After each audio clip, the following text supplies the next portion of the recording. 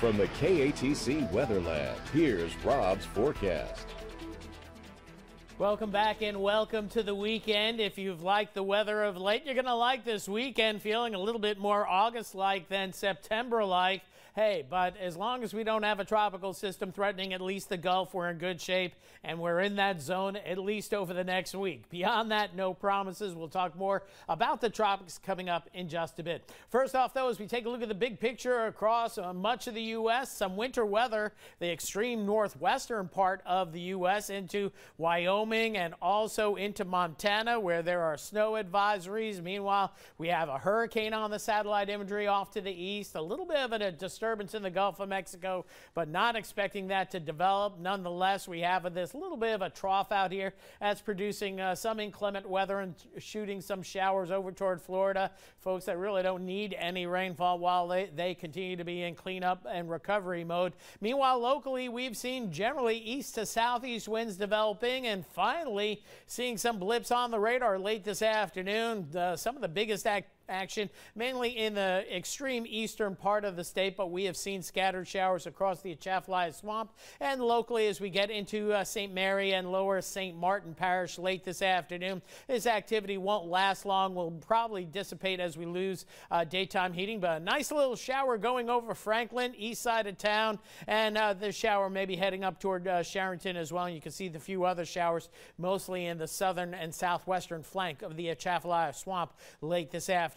So as we look at the high resolution GOES 16 satellite imagery, not a whole lot going on. Fair to partly cloudy skies. Temperatures at least topping out in the lower 90s. We were 91 last hour in Lafayette. And as we look at the big picture, we do have that trough that connects all the way down through the Yucatan. Always have to keep an eye on these systems, but not expecting anything to develop anytime soon. Meanwhile, we got Tropical Storm Norma out here in the Pacific. That's going to be heading toward Cabo, perhaps as a hurricane.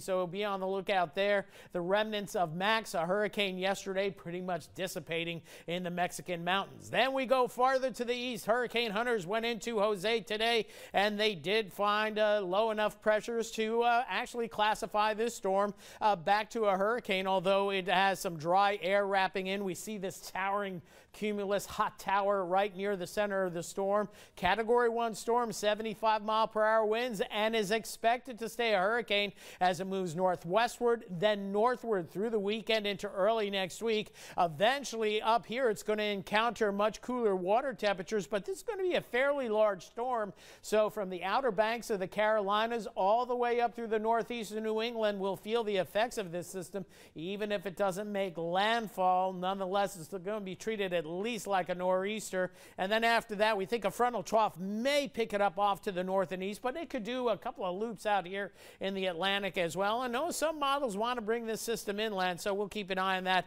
for our friends to the north and east. Meanwhile, farther to the east, two tropical systems, one 96L, which we think is going to develop over the next several days. Hurricane watches may be issued, believe it or not, for the Leeward Islands, perhaps tomorrow if this thing continues to develop. Meanwhile, we have tropical depression number 14 way on the right-hand part of your screen. That has a limited future. I'm not worried about this system. Will stay a tropical storm and will eventually be eradicated. But as we look at the moisture content, we can see which could be Maria. This could be Lee. We don't know who's going to be upgraded. And then we have Jose to the north. Bottom line, we'll keep an eye on that system that could be developing, could be a threat to the U.S. with time. And notice something else may be up in the 10-day time frame in the Caribbean down the road. So near term, we're looking at fair to partly cloudy skies through tomorrow morning. Tomorrow we'll see a scattering of showers through tomorrow afternoon at 20 to 30%, feeling like summer. So a pleasant evening overall. Humidity inching upwards. 71 your low tonight, 90 the high, 91 the high tomorrow, in around there. At heat index pushing 100, and the risk of an afternoon shower or thunder shower. Down the road, we'll see rain chances 20, 30% or less through all of next week. So certainly summer hanging on at least through next week. Maybe a change beyond the 10-day forecast, but as long as we're not being threatened by tropical systems, I'll take highs in the lower 90s. Yeah, we can handle the heat for another month or two, just as long as we don't have a tropical system. All right, thanks, Rob. Still ahead.